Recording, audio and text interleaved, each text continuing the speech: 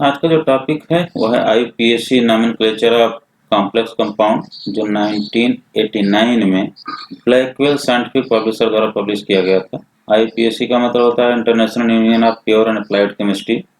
एक एसोसिएशन है जो डिसीजन लेता है कि किसी भी कंपाउंड का नॉमेनक्लेचर कैसे किया जाए। सबसे पहले हम समझते हैं कि कॉम्प्लेक्स कंपाउंड को लिखा कैसे जाता है। जब आप कॉम्प्लेक्स कंपाउंड को देखते हैं तो कॉम्प्लेक्स कंपाउंड को हमेशा स्क्वायर ब्रैकेट के अंदर लिखा जाता है। इस स्क्वायर ब्रैकेट को हम लोग कोऑर्डिनेशन स्फीयर के नाम से जानते हैं। इस कोऑर्डिनेशन स्फीयर के अंतर्गत मेटल होता है और लिगैंड होते हैं। लिगैंड एक तरह के हो सकते हैं सभी, एक से ज्यादा तरह के हो सकते हैं। बहुत सारे कॉम्प्लेक्स कंपाउंड आप देखेंगे जिसमें कोऑर्डिनेशन स्फीयर के लेफ्ट हैंड साइड में भी कोई न कोई एटम और ग्रुप लिखा रहता है। अब बहुत सारे ऐसे कॉम्प्लेक्स कंपाउंड आपको दिखेंगे जिसमें मेटल और लिगैंड कोऑर्डिनेशन स्फीयर के अंदर होगा, और कोऑर्डिनेशन स्फीयर के राइट हैंड साइड में कोई न कोई एटम और ग्रुप आपको लिखा हुआ दिखेगा। और ऐसे भी कॉम्प्लेक्स कंपाउंड आपको दिखेंगे जिसमें सिर्फ कोऑर्डिनेशन स्फीयर के अंतर्गत मेटल और लिगैंड लिखे रहते हैं और दूसरा कुछ नहीं रहता है। तो आप तीन तरह के कोऑर्डिनेशन कंपाउंड आपको देखने को मिलते हैं। पहले टाइप का कोऑर्डिनेशन कंपाउंड जो है जिसमें कोऑर्डिनेशन स्फीयर के लेफ्ट हैंड साइड में कोई एटम और ग्रुप लिखा हुआ मिले, तो जो लेफ्ट हैंड साइड में लिखा रहता है उस पर हमेशा ही पॉजिटिव चार्ज होता है, और जब इस पर पॉजिटिव चार्ज होगा तो पूरे कोऑर्डिनेशन स्फीयर पर नेगेटिव चार्ज होगा। जब राइट हैंड साइड में कोई एटम और ग्रुप कोऑर्डिनेशन स्फीयर के लिखा रहता है तो उस पर हमेशा ही नेगेटिव चार्ज होता है, तो कोऑर्डिनेशन स्फीयर पर हमेशा पॉजिटिव चार्ज होगा। और जो कोऑर्डिनेशन स्फीयर के अंतर्गत मेटल लिगैंड है थर्ड टाइप में, जिसके लेफ्ट या राइट हैंड साइड में कोई एटम और ग्रुप नहीं लिखा है, उस पर कोई चार्ज नहीं होगा।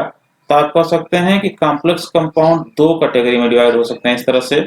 तो ऐसे कॉम्प्लेक्स कंपाउंड जो आयनिक हो, जिन पर पॉजिटिव या नेगेटिव चार्ज हो, या ऐसे कॉम्प्लेक्स कंपाउंड जिन पर कोई चार्ज न हो, न्यूट्रल कॉम्प्लेक्स कंपाउंड। तो कॉम्प्लेक्स कंपाउंड के तीन पार्ट हो सकते हैं: anionic complex compound, cationic complex compound और न्यूट्रल कॉम्प्लेक्स कंपाउंड।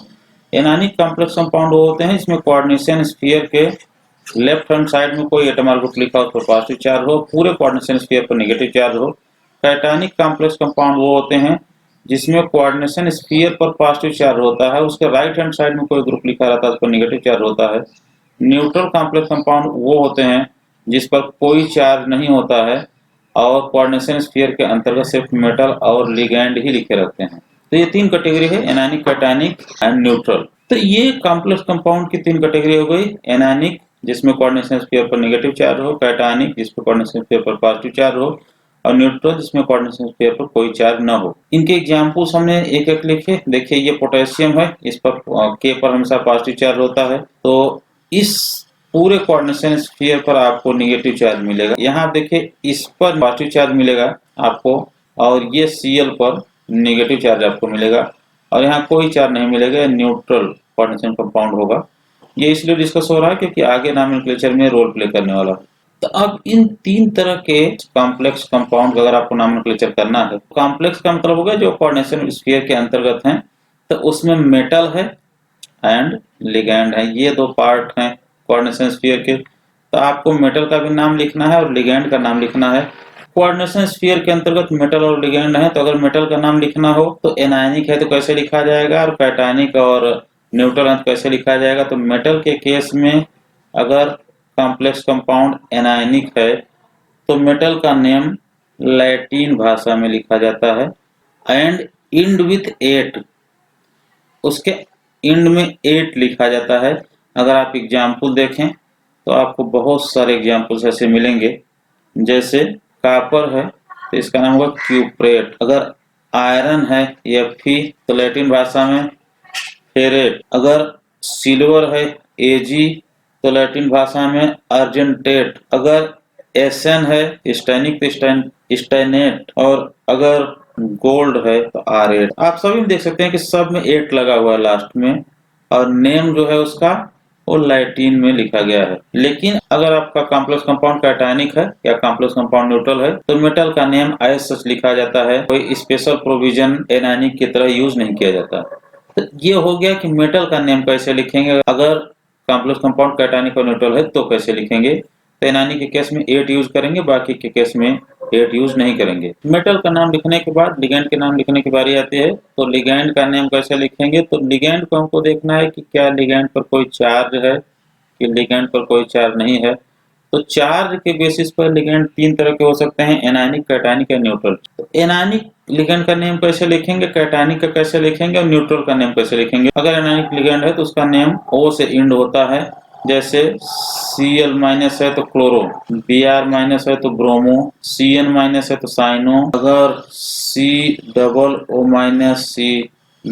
है तो ऑक्जेलेटो। सबके इंड में देखिए आप O लिखा है, ब्रोमो के इंड में भी O लिखा है, क्लोरो, साइनो, ऑक्जेलेटो। और दूसरे देखिए आप एसीटेट है, यह है तो एसीटेटो। NO2- है तो NO2- है तो नाइट्रिटो। इसके केस में दो तरह की बात होती है कि नाइट्रिटो से मेटल N से जुड़ा है कि O से। अगर नाइट्रिटो में मेटल N से जुड़ा है तो नाइट्रिटो N, अगर O से जुड़ा है तो नाइट्रिटो O। अब हम देखते हैं कि कैटायनिक लिगैंड है तो उसका नाम कैसे से होता है। कैटायनिक लिगैंड के केस में name of ligand in with IUM।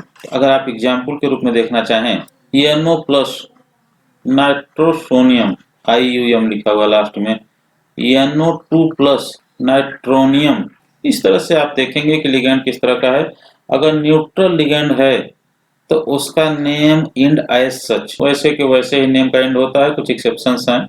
अगर न्यूट्रल लिगैंड है तो नेम इंड एज सच, जैसा नाम होता है वैसे ही नाम लिखा जाता है।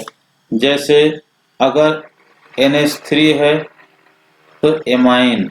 एक एक्सेप्शन है, H2O को एक्वा लिखा जाता है। और अगर जैसे इथिलीन डाइएमाइन है तो ये इथिलीन है, इससे 2 अमीन जुड़े हुए हैं तो इथिलीन डाइएमाइन। तो ये तरीका है किसी भी कॉम्प्लेक्स कंपाउंड में। एनायनिक कॉम्प्लेक्स में मेटल का नाम कैसे लिखेंगे, लिगैंड का नाम कैसे लिखेंगे, कैटायनिक कॉम्प्लेक्स और न्यूट्रल के केस में कैसे मेटल कॉम्प्लेक्स का नाम लिखेंगे। नेमिंग का सीक्वेंस लिखने के लिए कि सबसे पहले किसका नाम लिखा जाएगा, तो 2 तरीका है। एक तरीका यह है कि सबसे पहले नाम लिखा जाता है कैटायन का, फिर दूसरा नाम होगा एनायन का। तो अब आप ऊपर देखिए, एनायनिक लिगैंड में जो लेफ्ट हैंड साइड में लिखा है उस पर पॉजिटिव चार्ज है तो कैटायन की तरह बिहेव करेगा। तो सबसे पहले इसका नाम लिखेंगे, फिर कोऑर्डिनेशन स्फीयर का नाम लिखा जाएगा। कैटायनिक कॉम्प्लेक्स के केस में देखिए कि चूंकि पूरा कोऑर्डिनेशन स्फीयर ही पॉजिटिव चार्ज रखता है तो ये कैटायन की तरह बिहेव करेगा पूरा कोऑर्डिनेशन स्फीयर से। सबसे पहले कोऑर्डिनेशन स्फीयर का नाम लिखा जाएगा, फिर एनायन का नाम लिखा जाएगा। न्यूट्रल के केस में आपको वो नहीं देखना है, चूंकि कैटायन एनायन का चक्कर नहीं है तो कोऑर्डिनेशन स्फीयर का ही नाम लिखा जाएगा। तो आप अगर आयनिक लिगैंड है तो सबसे पहले आप कैटायन का नाम लिखेंगे, फिर एनायन का। आप सिंपल ये भी समझ सकते हैं कि हम left hand side extreme left से सबसे पहले लेफ्ट वाले के लिखेंगे, फिर राइट हैंड साइड। तो यहाँ आप देखिए एनायनिक केस में लेफ्ट में ये पॉजिटिव चार्ज वाला सबसे पहले इसको लिखेंगे, फिर कोऑर्डिनेशन स्फीयर का नाम लिखेंगे। जब हम कोऑर्डिनेशन स्फीयर के अंतर्गत आते हैं तो यहाँ 2 पार्ट हैं, मेटल है एंड लिगैंड है। तो इन दोनों में सबसे पहले हम लिगैंड का नाम लिखते हैं, फिर मेटल का लिखते हैं।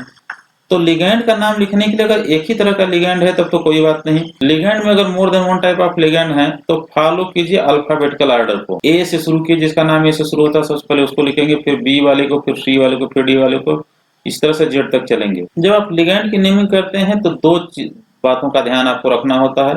एक तो ये कि अगर more than one type of ligand है, एक से ज्यादा तरह के लिगैंड हैं, तो हमेशा अल्फाबेटिकल ऑर्डर को फॉलो कीजिए। आप जिस लिगैंड का नाम ए से शुरू होता है पहले उसको लिखिए, फिर बी वाले को, फिर सी वाले को, फिर डी वाले को। एक तो ये ध्यान रखना है आपको। दूसरी बात ये ध्यान रखना है कि लिगैंड किस तरह का है, मोनोडेंटेड है कि पॉलीडेंटेड है। अगर मोनोडेंटेड लिगैंड है, तो अगर नंबर ऑफ लिगैंड 2 हैं तो डाई लिखेंगे आप, उसके पहले 3 हैं तो ट्राई लिखेंगे, 4 हैं तो टेट्रा लिखेंगे, 5 हैं तो पेंटा लिखेंगे, इस तरह से 6 हैं तो हेक्सा, 7 हैं तो हेप्टा, 8 हैं तो ऑक्टा, 9 है तो नोना, 10 है तो डेका। लेकिन अगर पॉलीडेंटेड लिगैंड है, 2 हैं तो उसको डाई ने लिख करके 20 लिखेंगे, 3 है तो ट्रिस लिखेंगे, 4 है तो टेट्रा किस लिखेंगे, इस तरह से 5 है तो पेंटा किस, हेक्सा किस, लाइक सो एंड सो। इस तरह से आप लिखते जाएंगे, लेकिन आपको देखना होगा कि लिगैंड मोनोडेंटेड है कि पॉलीडेंटेड है। सबसे लास्ट में नोमेनक्लेचर के सीक्वेंस में सबसे लास्ट में मेटल का नाम लिखा जाता है और रोमन में उसका ऑक्सीडेशन स्टेट लिखा जाता है। स्मॉल ब्रैकेट के अंतर्गत आप उसका ऑक्सीडेशन स्टेट लिखेंगे। सबसे लास्ट में मेटल का नाम लिखा जाता है और उसके साथ साथ स्मॉल ब्रैकेट में उसका ऑक्सीजन स्टेट भी आप रोमन लेटर में लिखेंगे। रोमन लेटर का मतलब अगर एक ऑक्सीजन स्टेट है तो फर्स्ट, 2 है तो सेकंड, 3 है तो थर्ड, कैसे ऑक्सीजन स्टेट निकालेंगे इसको भी मैं इसी समय बता देता हूँ। एक एग्जाम्पल आप लीजिए, ये एक कॉम्प्लेक्स कंपाउंड है K4FeCN का होल 6, हमको यहाँ मेटल का ऑक्सीजन स्टेट निकालना है तो इसको हम X मान लेते हैं। एक K पर पोटेशियम पर +1 चार्ज होता है, Cn पर -1 चार्ज होता है, ये हम लोग जानते हैं। तो इसका मतलब हो गया कि यहाँ +1 मल्टीप्लाइड बाई 4 हो गया, प्लस इसके साथ Fe का X हमने मान रखा है, प्लस एक Cn का -1 होता है, 6 Cn है, इज इक्वल टू, यहाँ आप देखिए अभी कोई चार्ज नहीं, 0 चार्ज है तो इज इक्वल टू 0। अगर यहाँ कोई चार्ज हो तो आप उस चार्ज को लिखेंगे प्लस माइनस जो भी हो, तो आप कह सकते हैं कि +4 -6 plus x is equal to 0, तो x -2 इज इक्वल टू 0, तो x इज इक्वल टू +2। तो इस तरह से x की वैल्यू +2 होगी, और जब हम नॉमेनक्लेचर लिखेंगे तो रोमन में आप प्लस सेकंड लिखेंगे। तो चलिए कुछ एग्जाम्पल लेकर के हम देखते हैं। तो चलिए कुछ एग्जाम्पल लेकर के हम नॉमेनक्लेचर को देखते हैं। सबसे पहले इसी एग्जाम्पल लेते हैं K4FeCN का होल 6। तो नॉमेनक्लेचर के केस में आप देखिए कि चूंकि कोऑर्डिनेशन स्फीयर के लेफ्ट हैंड साइड में पोटेशियम है, इसलिए पोटेशियम पर पॉजिटिव चार्ज होगा, जैसा कि एनायनिक लिगेंड में लिखा है। यहाँ इस पर पॉजिटिव होना चाहिए और इस पूरे पर निगेटिव होना चाहिए।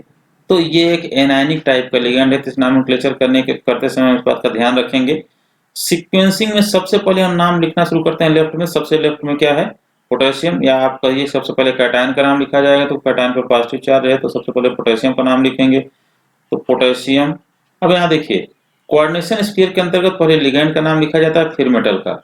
लिगेंड Cn है, इस पर निगेटिव चार्ज है, तो हमने बताया था कि निगेटिव चार्ज रखता है तो साइनो। और कितने लिगेंड है, 6, तो पोटेशियम हेक्सासाइनो। और आयरन को आप देखिए, चूंकि एनायनिक लिगेंड है ये, तो ऐसे केस में मेटल का नाम 8 से इंड होता है, फेरेट। और इस पर कितना चार्ज है, इस पर 2 चार्ज है, इसलिए आप सेकंड लिखेंगे। तो हो गया पोटेशियम हेक्सासाइनो फेरेट सेकंड। दूसरा एग्जांपल देखिए, आप इस कॉम्प्लेक्स कंपाउंड को देखिए, ये कॉम्प्लेक्स कंपाउंड कैटायनिक है। इस पूरे कोऑर्डिनेशन स्फीयर पर पॉजिटिव चार्ज होगा, क्योंकि इसके राइट हैंड साइड में निगेटिव चार्ज वाला ग्रुप या एटम जुड़ा हुआ है। तो सबसे पहले कैटायन का नाम लिखते हैं, तो सबसे पहले कोऑर्डिनेशन स्फीयर के वाले का नाम लिखेंगे। कोऑर्डिनेशन स्फीयर में लिगेंड भी है और मेटल भी है, तो सबसे पहले लिगेंड का नाम लिखते हैं। NH3 एक न्यूट्रल लिगेंड है, तो और 2 लिगेंड है तो डाई एमाइन हो गया। इसका नाम एज सच लिखा जाएगा, क्योंकि एक कैटायनिक कॉम्प्लेक्स कंपाउंड है, तो सिल्वर है तो सिल्वर नाम लिखा जाएगा, di amine silver first chloride. First इसलिए लिखा गया क्योंकि Cl पर एक निगेटिव चार्ज है, NH3 पर कोई चार्ज नहीं होता है, इसका मतलब कि सिल्वर पर एक पॉजिटिव चार्ज होना चाहिए तभी न्यूट्रल दिखेगा, तो di amine silver first chloride. आप ऑक्सीडेशन स्टेट इसका निकाल भी सकते हैं सिल्वर का। अगर आप सिल्वर का X मान लीजिए तो X प्लस NH3 पर 0 है, 0 multiplied by 2 minus 1 multiplied by 1, क्योंकि क्लोरीन पर -1 है, इज इक्वल टू 0, तो X -1 इज इक्वल टू 0, तो X इज इक्वल टू +1। यही एक चार्ज इस पर होगा, एक ऑक्सीडेशन स्टेट इसका होगा। ये कॉम्प्लेक्स कंपाउंड में ले रखा है। अब आप देखिए कि इस कोऑर्डिनेशन स्फीयर के राइट हैंड साइड में कोई एटमर ग्रुप लिखा है जो Cl है, तो इस पर निगेटिव चार्ज होगा, तो कोऑर्डिनेशन स्फीयर पर पॉजिटिव चार्ज होगा। इसका मतलब ये कॉम्प्लेक्स कंपाउंड कैटायनिक होगा। सबसे पहले नॉमेनक्लेचर में हम लिखते हैं कैटायन का नाम, इसलिए कोऑर्डिनेशन स्फीयर का नाम हम लोग लिखेंगे। कोऑर्डिनेशन स्फीयर में भी मेटल भी है और लिगेंड भी है, तो सबसे पहले लिगेंड का नाम लिखा जाता है। 6 लिगेंड है और मोनोडेंटेट है, तो हेक्साएमाइन। कैटायनिक कॉम्प्लेक्स है, इसलिए कोबाल्ट का नाम कोबाल्ट जैसे है वैसे ही लिखा जाएगा, कोबाल्ट। अब आप अगर इसका ऑक्सीडेशन स्टेट निकालते हैं तो +3 ऑक्सीडेशन स्टेट आता है। आप निकाल करके देख लीजिएगा, मैंने समझाया पीछे कैसे निकाला जाता है। तो यहाँ थर्ड हो गया, इसके बाद एनायन का नाम लिखा जाएगा, तो क्लोराइड। इस कॉम्प्लेक्स कंपाउंड को आप देखिए, यहाँ कोऑर्डिनेशन स्फीयर के लेफ्ट हैंड साइड में सोडियम लिखा गया है, तो इस पर पॉजिटिव चार्ज होगा, जैसा कि ऊपर हम दिखा रहे हैं। कोऑर्डिनेशन स्फीयर पर नेगेटिव चार्ज होगा, इसलिए एनायनिक कॉम्प्लेक्स कंपाउंड होगा। एनायनिक कॉम्प्लेक्स कंपाउंड के केस में मेटल और लिगेंड का नाम दोनों ही मैंने बताया कि कैसे लिखा जाता है। मेटल का नाम में 8 लगेगा और लिगैंड का नाम आप देखिएगा क्या लगता है, लिगैंड में चार्ज पर डिपेंड करता है। तो सबसे पहले हम कैटायन से नाम शुरू करते हैं। तो लेफ्ट हैंड साइड में कैटायन है, तो कैटायन का नाम हो गया सोडियम। इसके बाद इससे 6 लिगैंड जुड़े हुए हैं इस कोबाल्ट से, NO2 6 है। तो हेक्सा, NO2 पर नेगेटिव चार्ज होता है तो नाइट्रिटो, हेक्सा नाइट्रिटो। और ये NO2 कोबाल्ट का N जुड़ा हुआ है, O नहीं जुड़ा है, तो हेक्सानाइट्रिटो N। अब कोबाल्ट चूंकि एनायनिक है, तो एनायनिक कॉम्प्लेक्स के केस में मेटल के नाम में 8 लगता है, तो कोबाल्टेट, सोडियम हेक्सानाइट्रिटो N कोबाल्टेट। और इसके साथ उसका ऑक्सीडेशन स्टेट, तो सोडियम हेक्सानाइट्रिटो N कोबाल्टेट थर्ड। ये इस कॉम्प्लेक्स कंपाउंड का नेम हो जाएगा। ये एक ऐसा कॉम्प्लेक्स कंपाउंड है जिसके लेफ्ट या राइट साइड में कुछ नहीं है, तो ये एक न्यूट्रल कॉम्प्लेक्स कंपाउंड की कैटेगरी का एग्जाम्पल होगा। ये न्यूट्रल कॉम्प्लेक्स कंपाउंड है। तो यहाँ हमको सिर्फ मेटल और लिगेंड का नाम लिखना है, लेकिन लिगेंड यहाँ दो तरह के हैं, क्लोरीन है और अमीन है। तो अमीन ए से शुरू होता है एमाइन, और क्लोरीन सी से शुरू होता है। सबसे पहले आप एमाइन का नाम लिखेंगे। एमाइन 2 है इसलिए डाई एमाइन, Cl 4 है इसलिए tetrachloro, di amine tetrachloro platinum. अब फिर प्लेटिनम का ऑक्सीडेशन स्टेट हमको लिखना है। तो चूंकि पूरे पर न्यूट्रल चार्ज है, NH3 पर कोई चार्ज नहीं होता है, एक Cl पर एक निगेटिव होता है, तो 4 Cl पर 4 निगेटिव चार्ज होंगे। इसको न्यूट्रल करने के लिए Pt पर 4 पॉजिटिव चार्ज होंगे, तो प्लेटिनम का 4 ऑक्सीडेशन स्टेट होगा। ये एक कॉम्प्लेक्स कंपाउंड है जिसके कोऑर्डिनेशन स्फीयर के लेफ्ट या राइट हैंड साइड में कुछ नहीं लिखा गया है, तो ये न्यूट्रल कॉम्प्लेक्स कंपाउंड होगा। इसमें सिर्फ मेटल और लिगेंड का नाम लिखना है।